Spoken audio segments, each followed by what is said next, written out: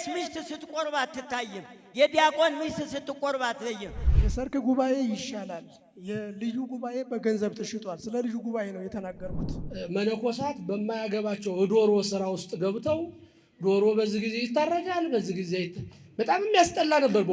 በእውነት በጣም ምእመናን እያለቀሱ አስከሬን ተሸክመው መጥተው 24,000 ብር ካልከፈልክ አትቀበርም ተብሎ ሌላ ደብር ሄዶ ተቀበረ። ያሳዝናል።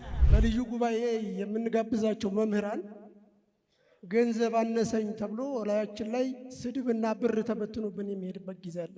አርቲፊሻል ያደረግነው ይመስለኛል ቤተክርስቲያኑን ራሱ።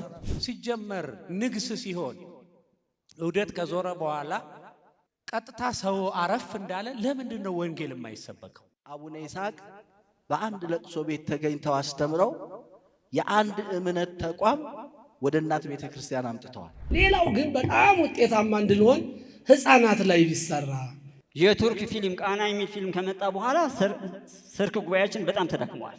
ልመና ከባዱ መንገድ ገንዘብ ማግኛ መንገድ ነው። ቀላሉ መንገድ ግን ምዕመናንን አስተምሮ አይደለም ገንዘባቸውን ራሳቸውን እንዲሰጡ ማድረግ ይቻላል። አንዳንድ ደግሞ የኔ ቢጤ አይጠፋም አብሮ የሚሄድ ለቲክቶክ ቀለብ የሚሰጥ ሰባኪው እኮ ከአንድ ቤተክርስቲያን 8 ሰባኪ ተመድቦ ወይ 12 ተመድቦ መጥቶ ካባውን ለብሶ ቁጭ ነው የሚለው።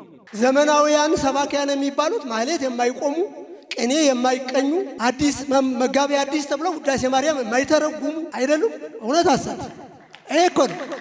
ቤተክርስቲያን በምትችለው ባቀደችው ገንዘቡን አውጣ እንድትጠቀምበት የማይደረገው ለምንድን ነው? እኛ ባለንበት ስራ መስራት የማንችለው እቅዳችንን ማስፈጸም የማንችለው? የእኛን ሀብት እኮ ማንም እየተጠቀምበት ነው። የተቸገሩ አብያተ ክርስቲያናት ከቤተክርስቲያን ወስደው አልምተው ሰርተው ቢመልሱ ምንድን ነው ችግሩ?